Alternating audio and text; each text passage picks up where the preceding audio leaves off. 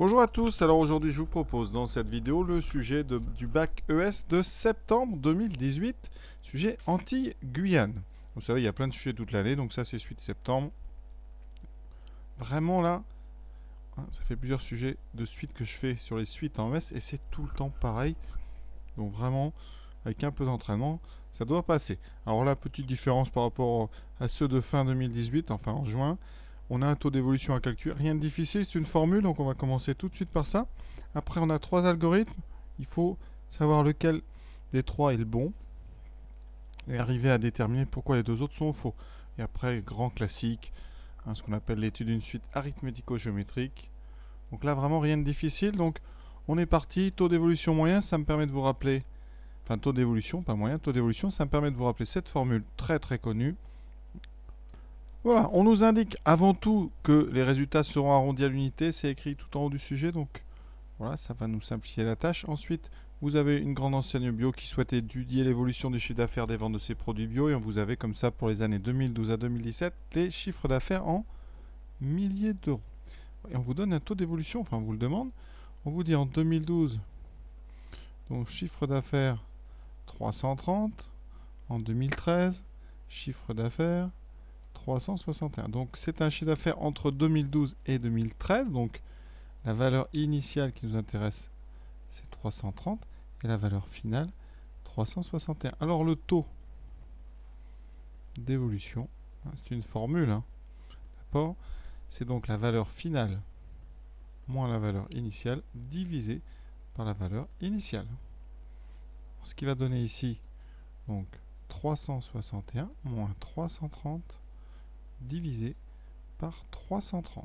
C'est la calculatrice qui va faire, donc ça donnera 31 sur 330. On trouve, vous voyez, ici 0,0939. Voilà, alors si je dois arrondir en pourcentage, donc c'est à peu près 9,39%. Donc on vous dit d'arrondir à l'unité. Alors on va arrondir à l'unité de pourcentage, ça sera plus simple. Donc ici, on va arrondir à 9%. Donc il y a eu 9% d'augmentation entre 2012 et 2013. Deuxième question. Donc on vous parle d'un cabinet d'études qui avait en 2012 fait donc une recherche et avait modélisé le chiffre d'affaires par une suite UN. Alors cette suite UN, ici, c'est une suite dans laquelle le chiffre d'affaires augmente de 9% chaque année. Ça veut dire qu'on va multiplier par... Donc, ça c'est important, si on a plus 9%, ça équivaut à multiplier par 1,09, c'est-à-dire 109%. Pour faire ça, c'est simple, vous faites 1 plus t sur 100, donc 1 plus 9 sur 100. La machine vous dit que ça fait 1,09. Je vous dis ça correspond à 109%. Voilà, vous avez vos trois algorithmes ici. Il faut faire un algorithme qui permet de calculer le terme UN ici. Et donc, il faut trouver dans les algorithmes A et C qu'est-ce qui ne va pas. Alors c'est très simple vraiment. Donc l'algorithme A, on démarre par fixer la valeur de U. Donc au départ, U vaut 330. 330, au début, donc on met 330 dans U. 330, c'est le premier terme de la suite, c'est U0. C'est la valeur en 2012. Ensuite, on entame une boucle. Cette boucle, ici, elle va faire à chaque fois ce calcul-là. D'accord? Qu'est-ce qui ne va pas dans ce programme? Dans chaque boucle, on calcule 1,9 fois 330. Ça, c'est pour la première boucle. Et on met ça à l'intérieur de W. Voilà, ça, c'est la première boucle. Quand on fait la deuxième boucle, qu'est-ce qui s'est passé? Première remarque, U n'a pas changé, puisque U n'a pas été réaffecté. C'est-à-dire que dans U, vous avez toujours 330. Donc dans la deuxième boucle, U vaut toujours 330. Et W vaudra donc, puisqu'il est à chaque fois remplacé par 1,9 fois 330, W vaut toujours 1,09 fois 330 et U vaut toujours 330. Vous pouvez faire la boucle 5 millions de fois, ça ne changera pas. En fait, ici, il y a un problème. U n'est jamais réaffecté et W, on lui envoie toujours la même valeur, 1,9 fois 330. Donc c'est un programme qui ne calcule absolument rien, si ce n'est le deuxième terme, on va dire, de la suite, c'est-à-dire U1. D'accord? Maintenant, on regarde l'algorithme C. Qu'est-ce qui ne va pas dans C? Eh bien, on a choisi de mettre à l'intérieur de la boucle U donc flèche 330. Ça veut dire que à chaque fois qu'on redémarre la boucle, eh bien U reprend la valeur 330. Et donc le calcul que vous faites dessous dans la boucle C, c'est toujours le même, c'est toujours 1,9 fois 330. D'accord? Donc je vais détailler un petit peu pour vous montrer dans chaque boucle ce qui se passe pour l'algorithme A et pour l'algorithme C. D'accord? Alors, on détaille. Donc au départ, U vaut 330. On rentre dans la boucle numéro 1, c'est-à-dire la boucle quand I vaut 1. À ce moment-là, W devient 1,09 fois U, donc fois 330. On peut le calculer si vous voulez, comme ça, on pourra mettre un nombre en face de ce 1,09 fois 330. Ça donne, on arrondit, 360. Voilà. Ensuite, on est à la fin de la boucle. On redémarre une nouvelle boucle. Boucle I égale 2. Dans ce cas-là, W devient 1,9 fois U, mais U vaut toujours 330. Donc ce que vous pouvez dire sur votre copie, c'est que dans chaque boucle, eh bien, W vaut 360 et U vaut 330. Il n'y a aucun changement de valeur. Donc ce programme, eh bien, il ne calcule pas les termes, il calcule juste U1 à partir de U0 qui vaut 330. Pour l'algorithme C, faisons-le un petit peu tourner. Là, au départ, on ne fixe aucune valeur. On commence donc la boucle pour I égale 1. Donc U vaut 330. Et juste après, puis U vaut 1,09 fois 330. C'est le calcul qu'on a déjà fait tout à l'heure. Ça vaut donc 360. Maintenant, on sort de la boucle. Et on la refait une fois, mais pour I égale 2. Et là, qu'est-ce qui se passe? Eh bien, ça repart à 330. Et donc, après, U repart à 1,09 fois 330, repart à 360. Donc, en fait, dans chaque boucle, eh bien, U vaut 330, puis 360. Donc, cela ne calcule pas les termes de UN. Ça calcule 360, en fait. Ça va. Seule chose que vous avez à la fin dans U, c'est 360. Et encore une fois, cette fois-ci, c'est juste U1. Donc, le seul programme qui va marcher, c'est effectivement l'algorithme B. Vous pouvez remarquer, à chaque boucle, on calcule tout simplement 1,09 fois U. Au fur et à mesure, ça c'est exactement le principe de récurrence. L'initialisation est en dehors de la boucle, heureusement, parce qu'on ne va pas faire l'initialisation à chaque fois, c'est ce qui se passe ici. Ici, en fait, le problème, ce que vous pouvez dire, c'est que l'initialisation doit être en dehors de la boucle et non pas dans la boucle. Sinon, vous passez votre temps à initialiser. Voilà. Donc voilà pour ces algorithmes, je crois que je ne peux pas en dire plus. On passe à la question suivante. Pour la valeur 5 de n saisie dans l'algorithme B, donc j'ai gardé l'algorithme B, recopier puis compléter en le prolongeant avec autant de colonnes, le tableau ci-dessus. Alors ici, la valeur de i, on va faire une boucle jusqu'à 5, donc j'ai besoin de 5 colonnes. Donc ici, 1, 2, 3, 4 et 5. Voilà. C'est-à-dire que i va valoir successivement 1, 2, 3, 4, puis 5. À chaque étape, vraiment là c'est pas difficile, on va multiplier par 1,09 à chaque fois, d'accord? Donc là, on va prendre la calculatrice. On peut faire ça directement.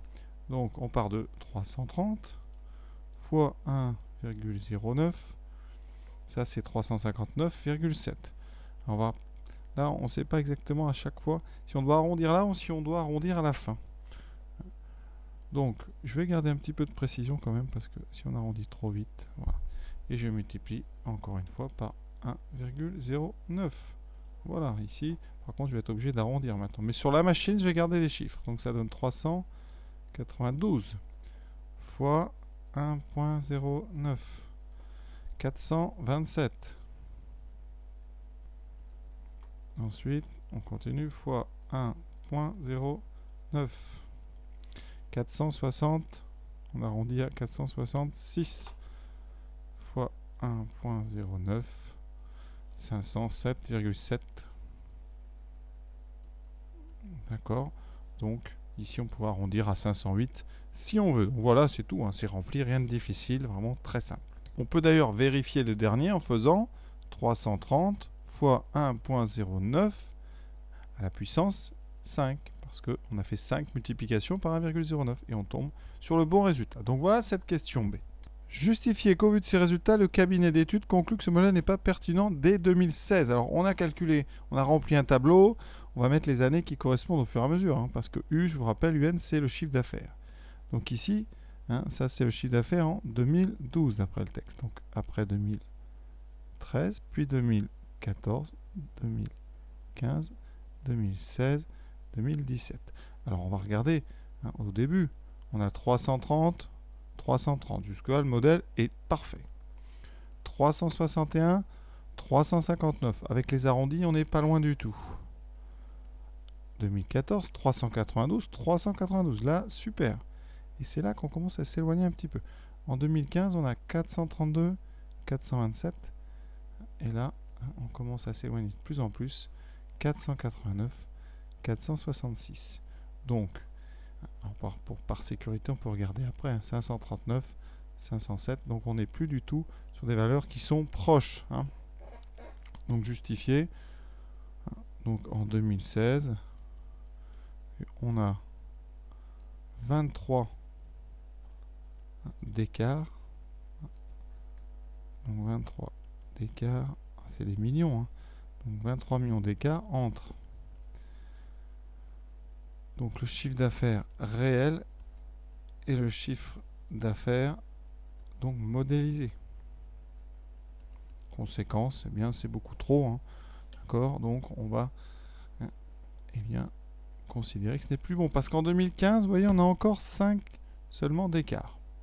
2016, on a 23 d'écart. 2017, c'est de pire en pire, on a 32. Donc ici, hein, en 2016, 23 d'écart entre le chiffre d'affaires réel et modélisé, et c'est de pire en pire, et c'est de pire en pire. Hein, donc, et c'est de pire en pire, entre parenthèses, vous pouvez citer 32 d'écart en 2017. D'accord, donc on peut rejeter ce modèle dès 2016 parce qu'en 2015 c'est encore assez proche. Voilà, alors c'est beaucoup de phrases à écrire. Je ne sais pas ce que ceux qui ont fait ça ont écrit. C'est pas toujours facile, hein, de faire des textes comme ça clairs. Donc ce que vous pouvez mettre, c'est qu'on remarque que progressivement l'écart entre le chiffre d'affaires réel et modélisé s'écarte et il devient assez important. Cet écart vers 2016, il est de pire en pire ensuite. Comme notre modèle n'est pas bon, on en fait un autre. C'est donc pour ça qu'on vous dit maintenant le modèle, eh bien ça va être une suite, non pas 1,09 fois UN, mais là ça sera 0,9 fois VN plus 110. On change le nom de la suite pour ne pas mélanger. Donc je vais noter ça. La suite qu'on utilise maintenant, c'est V0 égale 432 et Vn plus 1 égale 0,9 Vn plus 110. Il faut V1 et V2. Ça, c'est une suite définie par récurrence. Donc, on va remplacer dans la relation n par 0. D'abord, donc pour n égale 0, on obtient ici, vous voyez, V1 est égal à 0,9 V0 plus 110. On calcule, ça fait 0,9 fois 432 plus 110. Donc, toujours, il faut une calculatrice là. Donc, 0,9 fois 432 plus 110. 498,8. Qu'on arrondit, hein, donc à 499. V2, ça sera donc en remplaçant pour n égale 1.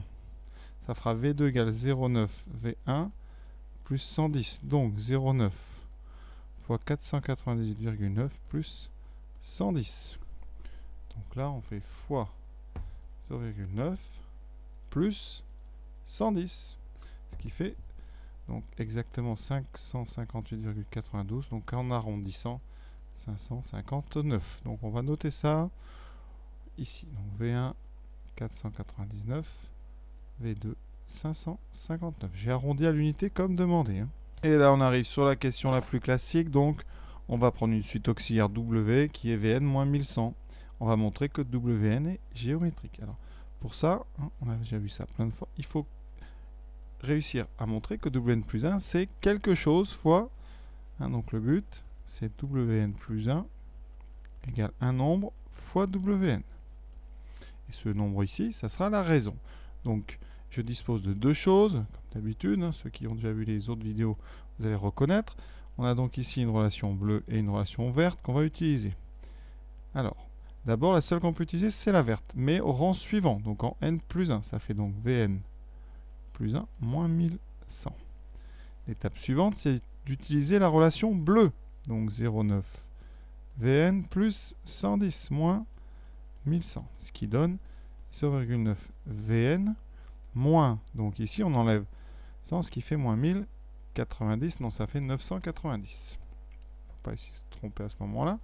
Alors on n'est pas arrivé parce que, vous voyez ici on a Vn. Et moi je vais à la fin du Wn, donc je vais trafiquer la relation verte. Ça m'en donne une autre, je mets juste le moins 1100 à gauche en additionnant, ça fait Wn plus 1100 égale Vn. Donc, entre parenthèses, je vais mettre Wn plus 1100. Il nous reste à développer 0,9 Wn plus 0,9 fois 1100 moins 990. Alors 0,9 fois 1100, ça se calcule facilement. Ça fait 990, donc ça s'annule avec moins 990. Conclusion, pour tout n entier naturel, vous venez de montrer que Wn plus 1, c'est 0,9 fois Wn. Et ça, c'est une relation de récurrence caractéristique des suites géométriques. Donc, eh bien, Wn est une suite géométrique de raison. C'est ce nombre ici qui multiplie à chaque fois le terme de la suite, c'est donc de raison 0,9. Ensuite, on vous demande le premier terme, alors je vais le faire en haut. W0, d'après la relation verte, c'est V0 moins 1100. V0, c'est 432, donc ça fait 432 moins 1100. Pas de risque, au bac, on prend la machine, 432 moins 1100, ce qui fait moins 968. Moins 900, non pas 900, j'ai mal lu. Moins 668, pardon. Moins 668. Voilà, on peut faire donc la suite. Maintenant, on nous demande l'expression de Wn en fonction n. Ça, c'est du cours. Alors, qu'est-ce qu'on doit rappeler? On rappelle que Wn est géométrique de raison, donc 0,9, avec un terme W0 qui vaut moins 668. Donc, d'après le cours, pour tout n, vous avez une formule générale qui dit que Wn, c'est donc, je vais rappeler la formule, W0 fois Q puissance n. Ça veut dire qu'ici, donc Wn, c'est moins 668 fois 0,9 puissance n. Jusque-là, on est pas mal parce que si vous regardez la question, juste la suite de la question, on a ce petit morceau-là. On vous demande après en déduire Vn. Or, qu'est-ce qu'on sait? Je l'ai écrit en vert, c'est encore écrit. Je vais l'encadrer en rouge que vous voyez bien. On a déduit de la relation bleue la relation qui dit que Vn, c'est Wn plus 1100. Autrement dit, 1100 plus Wn. Donc, si vous remplacez Wn par ce qu'on vient de trouver, eh bien, vous venez de montrer que pour tout n entier naturel, eh bien, Vn, ça sera donc 1100 moins 668 fois 0,9 puissance n. C'est exactement ce qu'il fallait montrer. Il reste une question. Dernière question. Ce modèle permet-il d'envisager que le chiffre d'affaires dépasse un jour 2 millions d'euros? Alors là, il faut deux choses. Il faut d'abord étudier les variations de Vn. C'est-à-dire, est-ce que Vn augmente? Est-ce que Vn diminue? Donc, variation de Vn. Déjà, V0, on sait que ici, V0, c'était donné dans le texte. V0, c'est 432. 432, l'unité, c'est le millier d'euros. Donc 432 milliers, ça veut dire 0,432 millions. Donc on n'est pas encore à 2. Est-ce que Vn va augmenter? Est-ce que les variations de la suite Vn sont croissantes ou décroissantes? Ça, c'est un petit peu du cours. Le nombre 0,9, il est entre 0 et 1. Donc, qu'est-ce qu'on peut dire sur 0,9 puissance n? Deux choses. D'abord, c'est décroissant. D'accord? Et ensuite, la limite, on en aura besoin aussi, donc je vais la donner. La limite de 0,9 puissance n, c'est 0. Donc, quand on multiplie par moins 668, donc, moins 668, comme c'est négatif, et que la suite est décroissante ici, quand vous mettez un moins, ça va devenir croissant. D'accord? Ça, il faut savoir. Quand on multiplie une suite décroissante par un nombre négatif, elle devient croissante. Par contre, pour la limite, ça ne change rien. La limite de 0,9 puissance n, c'est 0. Vous pouvez multiplier par un grand nombre, ça fera 0 quand même. Et on rajoute 1100. Donc, ça ne change pas les variations. Donc, UN, enfin, c'est pas UN, c'est VN. Donc, VN est croissante. Donc, ça, c'est intéressant. Et sa limite, comme on rajoute 1100, par contre, ça change.